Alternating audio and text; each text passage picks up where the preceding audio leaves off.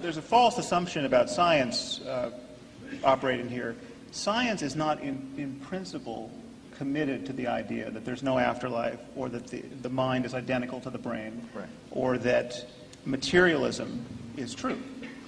Science is completely open to whatever in fact is true. And if it's true that the consciousness is being run like software on the brain and can, by virtue of ectoplasm or something else we don't understand, can be dissociated from the brain at death, that would be part of our growing scientific understanding of the world if we could discover it. Now, and there are ways we could in fact discover that if it were true. The problem is there are very good reasons to think it's not true.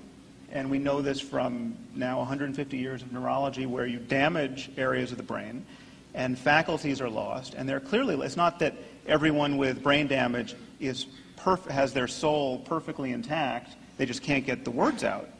This is everything about your mind can be damaged by damaging the brain. You can cease to recognize faces, you can cease to know the names of animals, but you still know the names of tools. I mean, the fragmentation in the way in which our mind is parcellated at the level of the brain is not at all intuitive, and there's a lot known about it. And what we're being asked to consider is that you damage one part of the brain, and the mind, something about the mind and subjectivity is lost. You damage another, and yet more is lost.